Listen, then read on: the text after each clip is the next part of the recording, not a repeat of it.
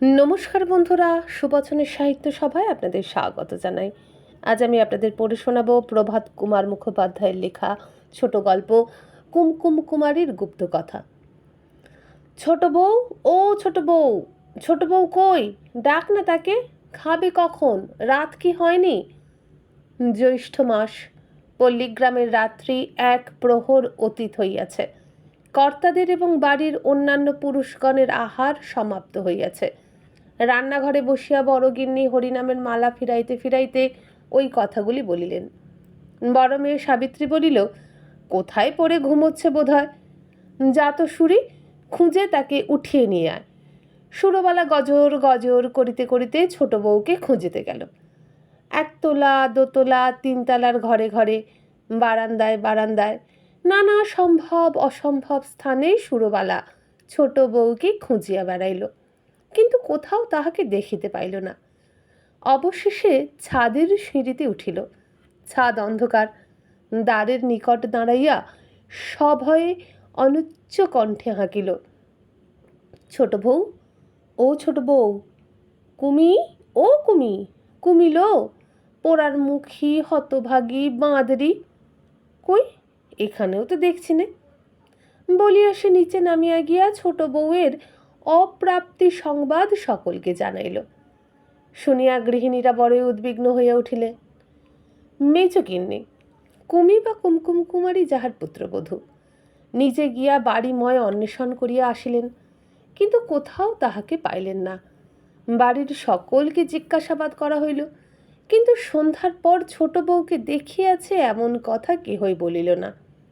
তখন বড়গিন্নি বলিলেন, ওমা, এ কি সর্বনাশ হলো! আমার যে বুক কাঁপছে। বধূদের কন্যাদের মুখ শুকাইয়া গেল। গৃহিণীদের মনে একটা ঘোর আশঙ্কার ছায়া পড়িল। একজন উঠানের চারিদিকে ঘুরিয়া আসিয়া বলিল, সদর দরজা খিড়কি দরজা দুই বন্ধ। ছোট গিন্নি বলিলেন, রাত 10টা বাজে, দরজা বন্ধ হবে না? সন্ধ্যার সময় তো সব দরজাই খোলা ছিল, তখন থেকেই তো সে বাড়িতে নেই। কর্তারা আহার আনতে তখন নিজ নিজ শয়নকক্ষে প্রবেশ করিয়াছেন। বয়স্ক পুত্রগণ কেহ বা শয়ন করিয়াছেন, কেহ বা তখনও তাস পাশা খেলিতেছেন। গৃহিণীরা স্থির করিলেন কর্তাদের খবর দেওয়া উচিত। বড়গিন্নি তখন হরিনামের মালা হস্তে দ্বিতলেশীয় শয়নকক্ষ অভিমুখে প্রস্থান করিলেন। এই ছোট বউয়ের নাম কুমকুম কুমারী। এখন তাহার বয়স 16 বৎসর। আজ 3 বৎসর সে শ্বশুর ঘর করিতেছে। পিতার নাম হারাধন বসু। পার্শ্ববর্তী গ্রামে তিনি একজন সম্পন্ন গৃহস্থ। এইটি তাহার একমাত্র কন্যা। বাপ আদর করিয়া মেয়ের নাম রাখিয়াছিলেন কুমকুম কুমারী, কিন্তু গোড়াতেই যাহার কু, মাঝেও কু, সেই কি কখনো সু হইতে পারে? এই কারণেই হোক, অথবা জন্ম নক্ষত্রের ফলেই হোক, বাল্যকালেই কুমকুম অত্যন্ত দুষ্ট ও দুর্দমনীয় হইয়া উঠিয়াছিল। পাড়ার পুকুরে পুকুরে হাতে করিয়া ছিপ ধরিয়া সে মাছ ধরিত। ভাইদের ঘড়ি নাটাই লইয়া ছাদে করিয়া ঘুড়ি উড়াইত। প্রতিবেশীদের বাগানে বেড়া ভাঙিয়া ঢুকিয়া স্বচ্ছন্দে গাছে উঠিয়া ফল চুরি করিয়া খাইত। এই সকল কারণে পিতামাতার নিকট কুমকুমকে সময়ে সময়ে প্রহারও কম খাইতে হয় নাই। এমনকি পাড়ায় তাহার নামে এই একটা ছড়াও প্রচলিত হইয়াছিল, কুমকুম তোর পিঠে দুম দুম। একদিন এক সমবয়সী বালক কুমকুমের সহিত বিবাদ করিয়া উপরিউক্ত ছড়াটি বলিতে বলিতে এবং হস্ত দ্বারা দুমদুমের ইঙ্গিত করিতে করিতে তাহাকে খেপাইতে থাকে। কুমকুম ছুটিয়া গিয়া তাহার গলা ধরিয়া খুব খানিকটা ঝাঁকানি দিয়া তাহাকে এমন ধাক্কা মারিয়াছিল যে ছেলেটা টাল খাইয়া পড়িয়া যায় এবং তার নাক হইতে ঝরঝর করিয়া রক্ত পড়ে। এই সকল ব্যাপার দেখিয়া শুনিয়া গ্রামের প্রবীণারা কুমকুম সম্বন্ধে যে সকল ভবিষ্যৎবাণী করিতেন তাহা সুরুচিসঙ্গত নহে, এবং সেগুলি কুমকুমের পিতা মাতার কর্ণে যে মধু বর্ষণ করিত না, ইহাও নিঃসংশয়ে বলা যায়। পিতামাতার স্নেহ আদরে প্রতিপালিত হইয়া কুমকুম ওরফে কুমি ক্রমে 11 বর্ষে পদার্পণ করিল। তখন তাহার জন্য পাত্র অন্বেষণ আরম্ভ হইল। মেয়েটি দেখিতে শ্যামবর্ণ, তবে মুখশ্রী ভালো, চুল বেশ ঘন ও বড়, একমাত্র মেয়ে। বেশি দূরে বিবাহ দিতে পিতামাতার মন সরল না। বৎসর খানেক খোঁজাখুঁজির পর একটি সুপাত্র মিলিল। পার্শ্ববর্তী গ্রামের যদুনাথ মিত্র মহাশয়ের পুত্র নির্মল কুমার। ছেলেটি গ্রাম্য বিদ্যালয় হইতে প্রবেশিকা পরীক্ষায় উত্তীর্ণ হইয়া তখন কলিকাতার কলেজে FA পড়িতেছে। দেখিতে শুনিতেও ভালো। শুভ দিনে শুভ লগ্নে বিবাহ হইয়া গেল।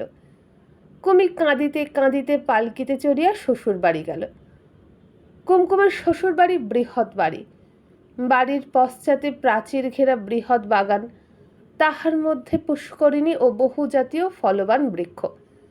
শ্বশুরেরা 3 ভাই, হরিনাথ, যদুনাথ ও কুমুদনাথ। 3 ভাই একত্র আছেন। 3 গৃহিণী। তাহাদের প্রত্যেকের পুত্র, কন্যা, বধূ, নাতি, নাতনি তো আছেই। তাছাড়া অন্যান্য আত্মীয় স্বজনেরও অভাব নাই। চাষবাসও বিস্তৃত পরিমাণে আছে। চাকর, কৃষাণ প্রভৃতির সংখ্যাও অল্প নহে। চাষের বলদ ও দোহাল গায়ে রাখিবার সুবিস্তীর্ণ পাকা গোহাল বাড়িটি নির্মাণে যাহা ব্যয় হইয়াছিল, তাহাতে অনায়াসে একটি ছোটখাটো গৃহস্থ পরিবারের আবাস বাটি নির্মিত হইতে পারে। শ্বশুর বাড়িতে এই জনবহুলতা দেখিয়া কুমকুমের প্রাণ যেন হাঁপাইয়া উঠিল। বউ সাজিয়া ঘোমটা দিয়া চুপ করিয়া বসিয়া থাকাও তাহার পক্ষে বড়ই বিড়ম্বনা হইয়াছিল। তাই সে 3য় দিন বিকালে কাহাকেও কিছু না বলিয়া এক সুযোগ মতো শ্বশুরালয় হইতে চম্পট দিল। পথ ঘাট তাহার অপরিচিত নহে। প্রায় 1.5 ক্রোশ হাঁটিয়া সন্ধ্যার প্রাক্কালে পিতৃভবনে গিয়া উপস্থিত হইল। ঘর্মাক্ত কলেবরে ধূলি ধূসরিত বসনে মেয়েকে এইভাবে গৃহে আসিতে দেখিয়া তাহার পিতামাতা কি করিবেন কিছুতেই স্থির করিতে পারিলেন না। বেহাই বাড়ির দুশ্চিন্তা দূরীকরণার্থ তৎক্ষণাৎ লোক ছুটাইয়া দিলেন। তারপর অপর একজন গরুর গাড়ি আনিতে গেল। স্বামী স্ত্রী উভয়ে মিলিয়া কন্যা সঙ্গে লইয়া পুনরায় তাহাকে শ্বশুর বাড়ি পৌঁছাইয়া দিলেন। কুমকুমের পিতা তাহার শ্বশুরগণের নিকট এবং মাতা অন্তঃপুরে গৃহিণীদের কাছে অনেক অনুনয় বিনয় ও তোষামোদ করিয়া তাহাদের রাগ রোষ মিটাইয়া বাড়ি ফিরিয়া আসিয়াছিলেন। সেই কুমকুম এখন 16 বছরের হইয়াছে। সেই এখন এ বাড়ির ছোট বউ পদবী লাভ করিয়াছে। বয়োবৃদ্ধির সঙ্গে তাহার দুষ্টুমি অনেকটা কমিয়াছে বটে, কিন্তু এখন সে আদর্শ হিন্দু কুলবধূ হইয়া উঠিতে পারে নাই। এই পাড়াতেই তাহার 2-3টে সখী আছে, তাহারা এই গ্রামেরই মেয়ে। তাহাদের সঙ্গে কুমির বড় ভাব। তাহারা সর্বদাই এ বাড়িতে আসে। কুমকুমও মাঝে মাঝে শাশুড়ির বিনা অনুমতিতে তাহাদের বাড়ি বেড়াইতে যায়। এই জন্য তাহাকে যথেষ্ট বকুনি খাইতে হয়, কিন্তু কিছুতেই তাহার এই কু অভ্যাস দূর হইল না। বৈশাখের শেষে গ্রীষ্মের ছুটিতে কুমকুমের স্বামী নির্মল বাড়ি আসিল। কয়েকদিন পরে এই পাড়া বেড়ানো লইয়া নির্মল তাহাকে খুব বকিল। স্বামী স্ত্রীতে রীতিমতো ঝগড়া হইয়া গেল। নির্মলের এক বন্ধু তখন দার্জিলিংয়ে বায়ু পরিবর্তন করিতে গিয়াছিল। বাপ মার মত করিয়া রাগের ভরে নির্মলও 2 সপ্তাহের জন্য দার্জিলিং চলিয়া গেল। ইহার 3 দিন পর হইতেই বাড়িতে এই বিষম বিভ্রাট। ছোট বউ কোথায় গেল? দ্বিতলে উঠিয়া স্বামী সাক্ষাৎ করার জন্য বড়গিন্নি শয়নকক্ষের দ্বারে গিয়া দাঁড়াইলেন। পালঙ্কের নিম্নে জলচৌকির উপর গুড়গুড়িতে তামাক সাজা রহিয়াছে। কলিকা হইতে অল্প অল্প ধূম উদ্গত হইতেছে, কিন্তু পালঙ্কে কেহ নাই। গৃহিণী দেখিলেন সেই ঘরের কোণে একটি আমের ঝুড়িতে কর্তা তার সামনে বসিয়া ঝুড়ি হইতে আমগুলি বাহির করিয়া আলোয় ধরিয়া একে একে পরীক্ষা করিতেছেন এবং সুপক্কগুলি পৃথক করিয়া রাখিতেছেন। এই আম বড় কর্তার বড় যত্নের। গোহাল বাড়ির সংলগ্ন যে গাছটি আছে, এগুলি তাহারই ফল। বাগানের কোনো ফল এই আমগুলির তুল্য সুমিষ্ট ও সুস্বাদু নহে। এই আম গাছে কাহারও হাত দিবার পর্যন্ত হুকুম নাই। কর্তা স্বয়ং দাঁড়াইয়া থাকিয়া উপযুক্ত ফলগুলি পাড়াইয়া নিজ শয়ন কক্ষে গুদামজাত করিয়া রাখেন এবং স্বহস্তে সাবধানে বিশেষ বিবেচনাপূর্বক যথাযোগ্য পাত্রে বন্টন করিয়া দেন। গিন্নি মুহূর্তকাল কর্তার কার্য দেখিয়া ভিতরে প্রবেশ করিয়া অনুচ্চস্বরে কহিলেন, ওগো, আম বাছা এখন রাখো, ছোট বউকে পাওয়া যাচ্ছে না। গৃহিণী বলল, শুনছ, এদিকে যে সর্বনাশ হয়ে গেল। এইবার কর্তার চমক ভাঙিল। কেন, কি হয়েছে? গৃহিণী আবার বলিলেন, ছোট বউকে পাওয়া যাচ্ছে না। কর্তা নিকটে সরিয়া আসিলেন। বলো কি, কখন থেকে? সন্ধ্যার আগে তো বাড়িতেই ছিল, বাড়িময় খোঁজা হয়েছে, কোথাও সে নেই। সকলকেই জিজ্ঞাসা করা হয়েছে, সন্ধ্যার পর কেউ তাকে আর দেখেনি। কর্তা গুম হইয়া নিজ কেশ বিরল মস্তকে ধীরে ধীরে হস্ত সঞ্চালন করিতে করিতে 2 মুহূর্তকাল চিন্তা করিলেন। শেষে বলিলেন, গা ধুতে গিয়েছিল কি? একলা গা ধুতে গিয়ে যদি ডুবে ডুবে থাকে, একবার খোঁজ করো তো, কাজের সঙ্গে গিয়েছিল। গৃহিণী বলিলেন, তাই তো, এই খোঁজ তো নিইনি। কর্তা গম্ভীর স্বরে বলিলেন, একেই বলে স্ত্রী বুদ্ধি। যাও, সেইটি আগে ভালো করে জানো। আচ্ছা, সবাইকে জিজ্ঞাসা করিয়া দেখি। বলিয়া গৃহিণী চলিয়া যাইতে উদ্যত হইলে কর্তা বলিলেন, যাবার সময় যদু ও কুমুদকে ডেকে দিয়ে যাও। এই তালার অপর প্রান্তে মেজকর্তা ও ছোট কর্তার শয়নঘর। বড়গিন্নি তাহাদের খবর দিয়া গেলেন। খবর দিতে গিয়ে দেখিলেন, ছোট দেবর বাংলা উপন্যাস পড়িতেছেন। বাংলা উপন্যাসের ইনি একজন অক্লান্ত পাঠক, স্থানীয় লাইব্রেরির সেক্রেটারি। চমকপ্রদ অথবা লোমহর্ষণ কোনো উপন্যাসের বিজ্ঞাপন দেখিলেই ইনি তৎক্ষণাৎ লাইব্রেরির জন্য তাহা অর্ডার দিয়া থাকেন এবং ভিপি আসিলে প্রথমে স্বয়ং তাহার রসাস্বাদ গ্রহণ করিয়া তারপর লাইব্রেরিভুক্ত করেন। বড়গিন্নি ইহাকে সংবাদটা দিয়া নিম্নে আসিয়া সকল বধূ সকল কন্যাকে জিজ্ঞাসা করিলেন, কিন্তু আজ কোনো দলের সঙ্গে ছোট বধূ যে গা ধুইতে গিয়াছিল এমন কোনো সংবাদ পাওয়া গেল না। 3 কর্তা তখন একত্র হইয়া পরামর্শ করিতে লাগিলেন। বয়স্ক পুত্ররাও আসিয়া যোগদান করিল। গৃহিণীরা নবীনারা বাহিরে বসিয়া শুনিতে লাগিলেন। বড় কর্তা বলিলেন, গা ধুইতে গিয়া খুব সম্ভবত খিড়কির পুকুরে ডুবিয়া গিয়াছে। একা গিয়াছিল, তাই এই দুঃসংবাদ কেহ জানিতে পারে নাই। অথবা বাগানে যদি তাকে সাপে কামড়াইয়া থাকে, সেখানেই হয়তো পড়িয়া আছে। বাগানটা একবার ভালো করিয়া দেখা আবশ্যক। পুত্রগণের মধ্যে সাহসী ও বলিষ্ঠ 2 জন তখনই বাঁশের লাঠি ও হ্যারিকেন লইয়া বাগানে ছুটিল। বাগান পুকুর ঘাটের আশপাশ তন্ন তন্ন করে খুঁজিয়াও কিছু চিহ্ন পাইল না। ছোট কর্তা বলিলেন, তাহার সন্দেহ হয় কোনো দুর্বৃত্ত বদমাইশ পাঁচিল টপকাইয়া বাগানে আসিয়া বলপূর্বক ধরিয়া লইয়া গিয়াছে। কিন্তু কেহই ইহাকে সম্ভবপর বলিয়া মনে করিলেন না। মেজকর্তা কুমকুম, যাহার পুত্রবধূ, বলিলেন, আমার বোধ হয় ভুলি কি খেদি কি মনোরমা পাড়ার কারো বাড়িতে সন্ধ্যার আগে সে বেড়াইতে গিয়াছিল, কোনো অভাবনীয় কারণে আসতে পারেনি, কিংবা হয়তো পালিয়ে বাপের বাড়ি চলে গেছে। অনেকেই বলিলেন, এতদিন পরে আবার পালাইয়া বাপের বাড়ি যাইবে, ইহা কি সম্ভব? তবে ভুলি খেদি বা মনোরমাদের বাড়ি গিয়া থাকিতে পারে, কিন্তু সেখানে আটকাইয়া পড়ারই বা কি কারণ ঘটিতে পারে? যদি হঠাৎ অসুখ বিসুখ করিয়া থাকে, তবে তাহারা কি এতক্ষণ খবর দিত না? 3 কর্তা এবং বড়গিন্নিতে মিলিয়া অনেকক্ষণ পরামর্শ হইল। কিন্তু এই রাত্রে আমাদের ছোট বউ তোমাদের বাড়িতে আছে কি, এই সন্ধান লইতে প্রতিবেশীর গৃহে লোক পাঠানো কাহারও মত হইল না। কারণ আর একটা অব্যক্ত আশঙ্কা সকলের মনেই জাগিতেছিল। এখন সে সম্বন্ধে কোনরূপ গোলযোগ করা নিতান্ত নির্বুদ্ধিতাই হইবে। তবে কুমকুমের পিত্রালয়ে গোপনে লোক পাঠাইতে আপত্তি নাই, তাহা পাঠানো হইল।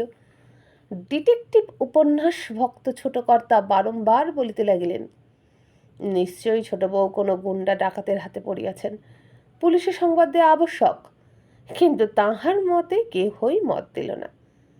রাত্রি 2টার সময় কুমকুমের বাড়ি হইতে লোক ফিরিয়া আসিয়া কহিল, কুমকুম পিত্রালয়ে যায় নাই। সে রাত্রে বাড়ির অনেকেই আপন শয্যায় গেল না, যে যেখানে পাইল পড়িয়া রহিল। বিষম দুশ্চিন্তা ও মানসিক উদ্বেগে রাত্রি শেষ হইল। শেষ রাত্রে বড় কর্তা মহাশয় ঘুমাইয়া পড়িয়াছিলেন। হঠাৎ তাহার নিদ্রাভঙ্গ হইল। ছোট ভাই কুমুদ তাহাকে ডাকিতেছেন, বরদা, বরদা, উঠুন, ছোট বউয়ের সন্ধান পাওয়া গিয়েছে। বড় কর্তা ধর্মর করিয়া উঠিয়া বসিয়া বলিলেন, অ্যাঁ অ্যাঁ, কি বললে, কোথা? ছোট কর্তা তখন মুখখানা পেচকের মতো গম্ভীর করিয়া বলিলেন, তখন তো আমার কথা কেউ শুনলে না। কে তাকেও হত্যা করে গোয়ালাবাড়ির ছাদের উপর লাশ তুলে রেখে চলে গেছে। অ্যাঁ, লাশ তুলে রেখে গেছে? খুন করেছে? কি সর্বনাশ! তুমি কি করে জানলে? ছোট কর্তা বলিলেন, এই মাত্র আমি গাড়ুটি হাতে করে মুখ ধোবার জন্য পুকুর ঘাটের দিকে যাচ্ছিলাম। গোয়ালবাড়ির কাছে গিয়ে দেখি ছাদের আলসের উপরটায় একখানা শাড়ির আঁচল ভোরের হাওয়ায় ফুরফুর করে উঠছে। পার দেখেই আমি চিনতে পারলাম, ও শাড়ি তো গত মাসে আমি ছোট বউকে কিনে দিয়েছি। বড় কর্তা কাপড় পরিতে পরিতে পালঙ্ক হইতে নিম্নে অবতরণ করিয়া বলিলেন, শুধু শাড়ি দেখেছ, তবে লাশের কথা বললে যে? ছোট কর্তা অত্যন্ত বিকচিত ভাব ধারণ করিয়া কহিলেন, শুধু কাপড়খানা ছাদের উপর উঠবে কি করে? কাপড় যখন রয়েছে তখন লাশও নিশ্চয়ই ছাদের উপর আছে। এই সবই তো ক্লু, কি না? লাশটা আলসের জন্য দেখা যাচ্ছে না। চলো চলো, ছাদে উঠে তো দেখা যাক। ছোট কর্তা বলিলেন, না দাদা, অমন কার্যটি করবেন না। এখন প্রথম কর্তব্য পুলিশে খবর দেওয়া। লাশ যে অবস্থায় আছে ঠিক সেই অবস্থায় পুলিশে এসে দেখুক, এই হচ্ছে নিয়ম। তবে ঠিক সুরতহাল হবে। ডিটেকটিভ এসে ক্রমে খুনের কিনারা করবে। ছাদে এখন আমাদের কারও ওঠা উচিত নয়। বড় কর্তা বলিলেন, আরে না না, তুমি কি বলো, চলো চলো, ছাদে উঠে আগে আমরা গিয়ে দেখি। বলিয়া কর্তা শুধু পায়েই ছুটিলেন। বাড়ির অপর কেহ তখনও জাগে নাই, এমনকি ভৃত্যেরাও ঘুমাইতেছে। মেঝ ভাইকেও জাগাইয়া তিনজনে উঠানে নামিলেন। উঠান পার হইয়া গোহাল বাড়ির নিকটবর্তী হইয়া সকলে দেখিলেন, ছাদের আলিশার ওপর একখানা শাড়ির প্রান্তভাগ বাতাসে উড়িতেছে। কিছু দূরেই একখানা মই পড়িয়াছে। মেজকর্তা সেখানে টানিয়া আনিয়া ছাদে লাগাইয়া তাহাতে উঠিয়া পড়িলেন। তিনি উপরে উঠিলে বড় কর্তা জিজ্ঞাসা করিলেন, কি দেখছ? মেজকর্তা বলিলেন, ছোট বৌমাই তো মনে হচ্ছে। ছোট কর্তা জিজ্ঞাসা করিলেন, রক্তের চিহ্ন আছে? মেজকর্তা উত্তর করিলেন, কই, সেরকম তো কিছু দেখছি না। ও, বুঝেছি, তাহলে অস্ত্রাঘাত করেনি, বিষ প্রয়োগে কিংবা গলা টিপিয়া খুন করেছে। বলিয়া তিনিও মই বাহিয়া ছাদে উঠিয়া পড়িলেন। পশ্চাৎ পশ্চাৎ বড় কর্তা কষ্টে সৃষ্টে উঠিলেন। তিনজনে দাঁড়াইয়া লাশের পানে এক দৃষ্টি তাকাইয়া রহিলেন। হঠাৎ বড় কর্তা বলিলেন, ওহে, নিঃশ্বাস পড়ছে যে। বলিয়া তিনি উচ্চস্বরে ডাকিলেন, ছোট বৌমা, ও ছোট বৌমা। এই শব্দে লাশ পাশ ফিরিল, চক্ষু মেলিল এবং তিন শ্বশুরকে তথায় সমবেত দেখিয়া ধর্মর করিয়া উঠিয়া বসিয়া মাথায় ঘোমটা টানিয়া দিল। বড় কর্তা বলিলেন, নারায়ণ নারায়ণ, শ্রীগুরু রক্ষা করেছেন। উফ! বলিয়া দুই হস্তে মস্তক ধারণ করিয়া সেইখানেই বসিয়া পড়িলেন। বসিয়া ছাতের ইতস্তত দৃষ্টিপাত করিতে লাগিলেন। ও মা! দেখিলেন বহু সংখ্যক আমের আঁটিও খোলা পড়িয়া রহিয়াছে। কতক বা শুষ্ক ও পুরাতন, কতগুলি বা সদ্যোদ্ভুক্ত। দেখিয়া তিনি গুপ্ত রহস্যের সূত্র পাইলেন। মেজকর্তা ক্রোধের স্বরে বলিলেন, বৌমা, তুমি এখানে এলে কি করে? বৌমা নীরব, আরো বেশি করিয়া ঘোমটা টানিয়া দিল। বড় কর্তা তখন উঠিয়া দাঁড়াইলেন, বলিলেন, সেসব কৈফিয়ত পরে হবে, এখন আমি সমস্তই বুঝতে পেরেছি। এখন তোমরা সব নামও দেখি, আমিও নেমে যাচ্ছি। তারপর বৌমা, তুমি আস্তে আস্তে খুব সাবধানে নেমে এসো। কিছু ভয় নেই তোমার মা, কেউ বকবে না তোমাকে, কিচ্ছু বলবে না। বাড়ির লোক এখনো কেউ ওঠেনি, এই বেলা নেমে এসো, কেউ দেখতে পাবে না। মেজ কর্তা ছোট কর্তা নামিলেন, তৎপশ্চাৎ বড় কর্তাও নামিয়া গেলেন। মই নামিতে বৌমা পাছে পড়িয়া যান, এই আশঙ্কায় মেজকর্তা একটু আড়ালে দাঁড়াইয়া অপেক্ষা করিতে লাগিতেছেন। বড়কর্তা তাহার হাত ধরিয়া টানিয়া বলিলেন, এসো এসো, কিচ্ছু ভয় নেই, ও সব ওদের অভ্যাস আছে। ভাইদের লইয়া তিনি গৃহের ভিতর প্রবেশ করিলেন। বড় দাদার আচরণ ও কথাবার্তায় উভয় ভ্রাতা কিছুই বুঝিতে পারিলেন না। তাহারা অবাক হইয়া প্রশ্নপূর্ণ দৃষ্টিতে জ্যেষ্ঠের পানে চাহিয়া রহিলেন। বড়কর্তা তখন বলিলেন, কাল বিকেলবেলা আমি যখন বাগানে যাচ্ছিলাম, দেখলাম মইখানা গোয়ালের পিছনে লাগানো রয়েছে। দেখে বললাম, মইখানা এখানে এনে কে রাখলো রে? কেষ্টকে ডেকে সেখানে সরিয়ে ফেললাম। তখন কি জানি যে ছোট বৌমা সেই মই দিয়ে ছাদে উঠে বসে আছেন। এত বড় একটা রহস্য এত সহজে মীমাংসা হইয়া যায় দেখিয়া ছোট কর্তা ক্ষুণ্ণ স্বরে জিজ্ঞাসা করিলেন, মই দিয়ে ছোট বৌমা গোয়ালের ছাদেই বা উঠতে যাবেন কেন? বড় কর্তা বলিলেন, কেন? আমার পিণ্ডি চটকাতে, আর কেন? আম খেতে উঠেছিলেন বোধ হয়। ছাদ ময়তো আমের খোলা আর আঁটি ছড়ানো রয়েছে দেখলাম। এতক্ষণে বেশ ফর্সা হইল। গৃহিণীরা জাগিলেন, বাড়ির সকলে জাগিল।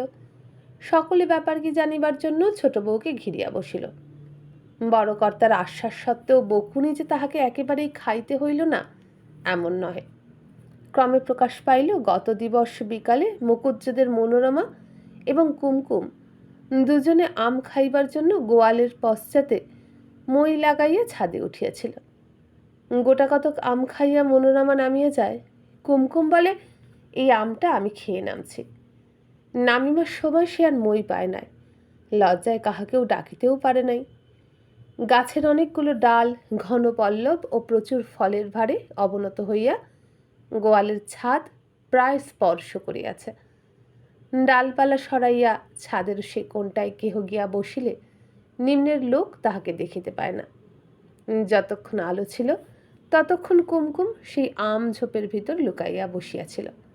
বেশ অন্ধকার হইলে আবার ডালপালা সরাইয়া বাহির হইয়া খোলা জায়গায় আসিল। অনেক রাত্রি অবধি সেখানে চুপ করিয়া বসিয়া থাকিবার পর শেষে ঘুমাইয়া পড়িয়াছিল।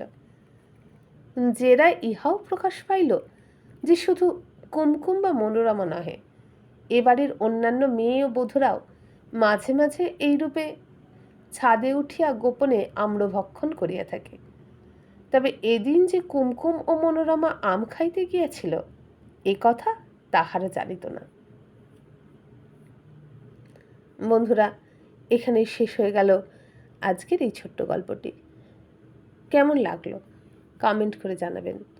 যদি ভালো লাগে একটি লাইক করবেন, বন্ধুদের সাথে বেশি বেশি শেয়ার করবেন, আর আমার চ্যানেলটি এখনও সাবস্ক্রাইব করে না থাকলে সাবস্ক্রাইব করবেন।